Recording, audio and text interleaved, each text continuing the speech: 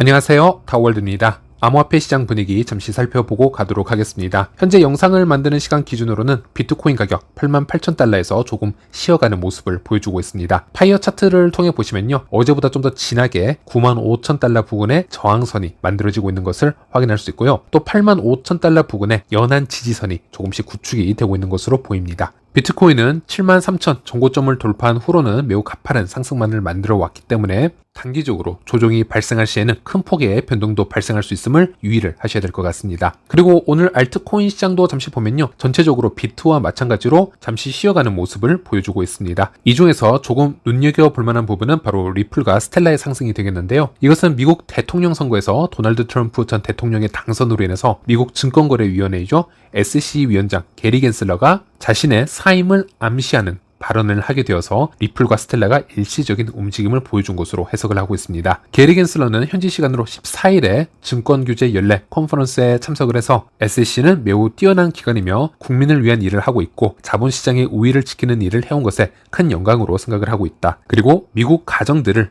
금융고속도로에서 보호하기 위해 매일같이 일하는 SEC 동료들과 함께 일해온 것이 자랑스럽다라는 화법으로 스피치를 했기 때문에 공식적으로 사임 발표는 없었으나 어느 정도 힌트를 주고 있는 것이 아닌가, 이렇게 해석을 해볼 수 있겠습니다. 아무래도 수년간 SEC와 소송을 벌여왔었고 그로 인해서 가격 하락에 가장 큰 영향을 받아왔던 프로젝트가 바로 리플의 XRP였기 때문에 이로 인해서 가장 먼저 살짝 상승을 해주었고, SRP와 커플링이 되어서 움직이는 프로젝트이죠. 바로 스텔라 루멘도 여기에 동시적으로 살짝 반응을 보여준 것으로 해석을 하고 있습니다. 그리고 여기서 스텔라 얘기가 나왔기 때문에 최근 스텔라 CEO 디넬 딕슨이 X에서 리트윗한 영상을 한번 가져와 보았습니다. 올해 2024년 블록체인에서 이 거래, 트랜잭션을 가장 많이 만들어낸 블록체인 순위를 그려놓은 차트가 있었는데요. 여기 보시면요, 솔라나가 약 100억 개 트랜잭션을 만들어내어서 압도적인 1위를 기록을 했고요. 2위부터는 니어, 트론, 수이, 세이, 앱토스, BNB, 폴리곤 이런 식으로 순위가 기록이 되어 있는 것을 확인할 수 있습니다. 하지만 여기에 스텔라가 빠져 있는 것을 확인할 수 있는데요. 스텔라는 2024년 한 해 동안 34억 개의 트랜잭션을 만들어내었기 때문에 솔라나 다음으로 나와 있다라고 보시면 되겠습니다. 그래서 스텔라의 한 커뮤니티가 이 차트를 이렇게 수작업으로 수정을 하고 있는 것을 확인할 수 있는데요. 보통 이렇게 보시는 것처럼 트랜잭션 수를 표기할 때는 스텔라가 기본적으로 압도적인 수치들, 랭킹을 보여줘 왔으나 이렇게 최근 순위표에서 빠지고 있는 이유로는 아무래도 현재 여기 나와 있는 프로젝트들을 보시면요, 대형 VC들이 뒤에서 엄청나게 프로모션을 해주고 있고, 특히나 최근에는 NFT나 밈코인 등의 생태계를 초점을 맞추고, 이런 부분은 암호화폐 투자자나 커뮤니티들이 쉽게 좋아하고 다가설 수 있는 그런 블록체인 이기도 합니다. 그런데 스텔라는 조금 스타일이 다르죠. 일단 비영리 재단으로 구성이 되어 있기 때문에 실제 생태계를 보더라도 어떤 NFT나 이 과대 광고, 어떤 밈 토큰에 집중을 하기보다는 실제 금융 포용성이라는 사명에 집중을 하고 있는, 조금은 지루해 보일 수 있는 프로젝트라는 것이고요. 그러니 스텔라는 상대적으로 어떤 VC의 지원이나 프로모션에서 좀 더 상대적으로 떨어질 수밖에 없고요. 이런 차트에서 배제가 되고 있는 것 같다라는 분석이 이어지고 있습니다. 그래서 실제 디넬 딕슨 CEO는요, 스텔라처럼 금융 포용성에 집중하고 있는 프로젝트들은 내부적으로는 매우 큰 혁신을 만들어 간다라고 믿고 있지만 겉으로 보기에는 이게 그다지 섹시해 보이지는 않는다, 이런 평가를 하기도 했었습니다. 어쨌든 여기서 우리가 확인할 수 있는 부분은 스텔라의 블록체인 기본 스펙에 관한 것인데요. 타 암호화폐 프로젝트들을 보면요, 이 프로모션이 엄청납니다. 이 TPS라고 해서 1초에 처리할 수 있는 거래 건수, 이런 것들을 마구마구 부풀려서 광고를 하는 것도 볼 수 있는데, 예를 들어서 솔라나는 기본적으로 7만 TPS 이상도 얘기를 하고 있고요. 또 다른 프로젝트를 보더라도 몇천 TPS를 너무 쉽게 홍보하는 그런 프로젝트들을 볼 수 있습니다. 하지만 실제로는 TPS라는 건 평소에는 그런 속도를 내지 않습니다. 그리고 내부적으로 그런 수치까지 도달을 했다라고 얘기는 하고 있지만 신뢰성도 부족한 부분들이 많습니다. 특히나 솔라나는 여러분의 블록체인에 병목 현상이 생겨서 멈춘 문제가 자주 지적이 되어 왔었기 때문에 TPS라든지 이런 부분은 절대적으로 믿을 필요는 없다라고 생각을 합니다. 어쨌든 그런 노이즈 속에서 스텔라는 수천 TPS까지 낼 수는 있지만 그냥 공식적으로는 200 TPS의 기본 세팅을 맞춰놨고 그렇게 광고를 하고 있습니다. 그 이상의 수치는 말해봤자 큰 의미가 없는 홍보용이라고 생각을 하고 있는 것이죠. 그리고 현재 사용되고 있는 이 트랜잭션 양이 이미 거의 모든 블록체인보다 더 많이 안전하게 처리가 되고 있음을 오랜 기간 증명을 해오고 있었습니다. 그래서 우리가 이 파이 네트워크를 보더라도 스텔라의 안정적인 블록체인 DNA를 물려받아서 새로 개발을 하고 있는 것이기 때문에 앞으로 파이가 얼마나 더 안정적으로 많은 거래들을 처리해 나갈지, 이런 부분에 대해서는 좀 간접적으로 체킹을 할 수 있는 좋은 자료라고도 할 수 있겠습니다. 네, 그리고 다음으로는 파이 소식으로 넘어가 보도록 하겠습니다. 오늘 파이의 메인 화면이 업데이트가 되었습니다. 잠시 읽어드리자면요. KYC를 완료했다면 메인넷으로의 이전을 위한 체크리스트 단계를 완료하세요. KYC만 통과했다라고 해서 바로 이 마이그레이션이 가능한 것은 아닙니다. 파이오니오는 여전히 지갑을 설정하고 확인을 해야 되며 비밀 구조를 안전하게 보관을 하고 토큰 동의서에 서명을 하고 메인넷 체크리스트의 다른 단계를 완료를 해야 됩니다. 체크리스트의 모든 단계가 완료되어야만 이전이 활성화가 됩니다. 메인넷으로 파일을 가능한 빨리 이전을 해서, 즉 마이그레이션을 해서 포기를 방지하고 오픈 네트워크 이전과 이후에 다른 사람들과 함께 파일을 사용할 수 있도록 하세요 라고 해서 현재 파일 유예 기간의 종료가 다가옴에 따라 몇 주 전부터 중요한 사항들 리마인딩할 부분을 하나씩 공유를 해주고 있다라고 보시면 되겠습니다. 자, 이쯤 되면요, 보통 커뮤니티에 멘탈이 나가시는 분들 정말 많으실 겁니다. 이거 코어팀에서 장난치는 것도 아니고 지금 다 우리가 아는 얘기들만 매번 나왔던 소식들로 돌려막기 하고 있는 게 아닌가, 참 어이없는 상황이라고 지금 생각하시는 분들이 지금 많으실 것 같습니다. 자, 이럴 때는 감정에 치우치지 말고요, 좀 더 냉정하게 이 상황을 바라보고 냉철하게 분석을 해보시길 바라겠습니다. 그런데 그런 분석을 할 거리가 없다거나 그런 분석을 할 수 없는 분들은 일단 분석을 할 수 있는 사람들의 이야기를 들어보시면 됩니다. 일단 파이의 뒷배를 얘기하시는 분들, 몇십 조의 투자를 받았다라는 얘기들, 이런 얘기들 말고 진짜 파이의 분석 이야기를 한번 들어보시고요, 그 후에 결정을 해보셔도 됩니다. 제가 어제 오늘 정말 많은 얘기들을 들었기 때문에 제가 이제 다시 한번 말씀을 드리려고 하는데요. 연말이 다 되어가는데 코어팀에서 너무 조용하다, 어떤 업데이트도 없는 상태이다, 어떻게 이것을 판단을 해야 되는 것 같냐, 그리고 이거 마이그레이션이 지금 진행이 한창 되어야 되는데 마이그레이션의 속도도 너무 빌빌대고 있다, 이런 상황을 어떻게 판단을 해야 될까? 그냥 3, 4년 동안 모아둔 파일을 모두 무시하고 삭제를 해버릴까요?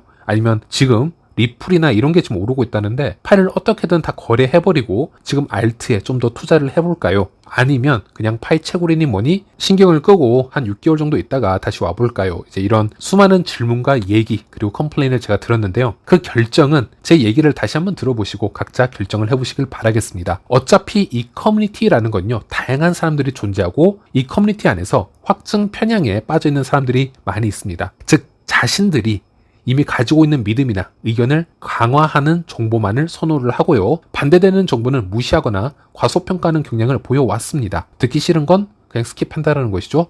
이런 일이 반복이 되면요, 기존의 신념만 더욱 굳어지게 되고 잘못된 정보나 왜곡된 사실을 점점 더 받아들이는 경향이 생긴다라는 것인데, 커뮤니티의 그런 악순환이 이 시기에 어떤 큰 악영향을 미친 게 아닌가, 저는 이렇게 말씀드릴 수도 있겠습니다. 작년부터 있었던 상황을 굵고 짧게 제가 요약을 해보겠습니다. 작년으로 가봅니다. 작년 중순에 커뮤니티에 국내외 할 것 없이 파이코어팀에서 9월경에 로드맵이라는 것을 출시를 하게 될 것이고, 그 얘기는 그 다음 달 10월부터는 오픈 메인넷으로 나온다, 준비가 된다라는 루머가 엄청나게 흘러나옵니다. 유튜버, 블로그 할 거 없이 다 이런 얘기를 했었죠. 아니, 노드에 대해서 아직 준비 작업도 안 되어 있고 마이그레이션이 이제 막 시작이 되어 있고 KYC가 당시 엄청난 개선 과정을 거치고 있는데 갑자기 오픈 메인넷이 나올 수 있을까 생각을 해볼 수가 있겠죠. 어쨌든 저는 그냥 욕먹을 각오하고 다 말씀드렸습니다. 당시 영상에서 10월에 버전 1 로드맵 출시가 될 예정이고 2023년 4분기에 버전 2가 출시가 되기로 했기 때문에 실제 오픈 메인넷 출시 이런 것과는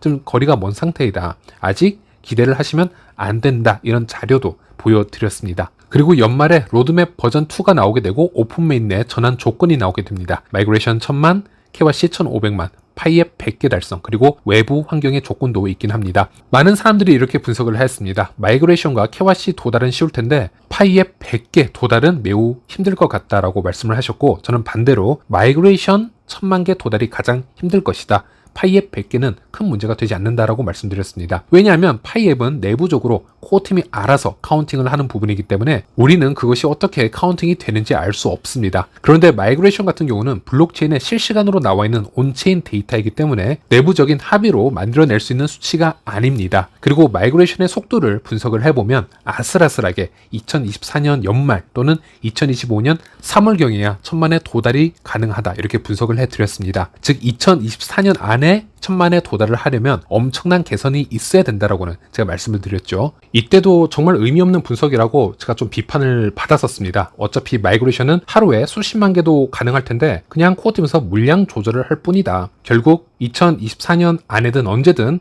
오픈 메인넷을 코어팀이 조절을 할 수 있다라고 말씀을 주셨고, 제가 괜히 할 일이 없어서 마이그레이션 분석을 하는 게 아닙니다. 마이그레이션도 결국 코어팀의 리소스 안에서 이루어지는 행위이기 때문에 이 속도의 변화나 한계를 수년간 측정을 해가면서 그들이 만들어낼 수 있는 최대치나 또 점진적인 이 상승 퍼센티지를 예상을 해보는 것입니다. 그런 부분만 비춰봐도 코어팀이 2024년 말이나 2025년 초중반을 노리고 있구나라는 것을 1차적으로 어느 정도 판단을 해볼 수가 있었고요. 또 파이데이 때 니콜라스가 조건이 맞다면 올해 말에 오픈 메인넷으로 목표를 잡겠다라는 언급을 했는데요. 많은 분들이 이 니콜라스의 이 문장 later in year이라는 단어를 올해 말이 아니라 올해 안으로 오픈 메인넷 전환이 가능하다 이렇게 해석을 해야 된다라고 말씀을 주셨습니다. 즉 올해 3분기에도 될 수 있다라는 언급이라고 할 수 있겠고, 그런 주장에 힘을 얻어서 3분기 오픈 메인넷설 강하게 흘러나왔었죠. 저는 이 문장이 문맥상이나 여러 파이코어 팀의 업데이트를 보았을 때는, 또 프로그레스를 보았을 때는 연말로 해석을 하는 게 더 자연스럽다. 그리고 금융시장에서는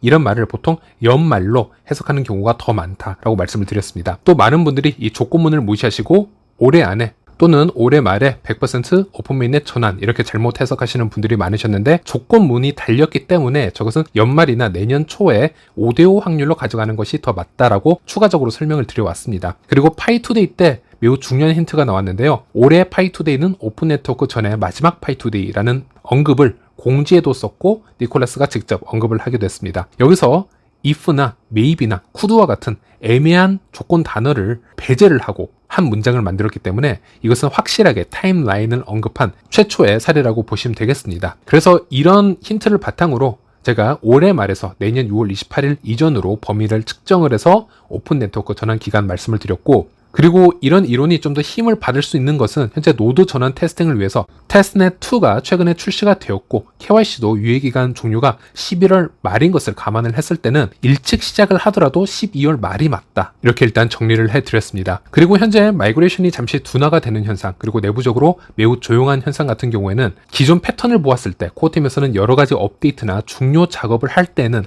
항상 나오는 패턴 중 하나이다. 이렇게 분석을 해드렸었죠. 자, 이제는 다른 적과 싸워야 될 차례가 되었습니다.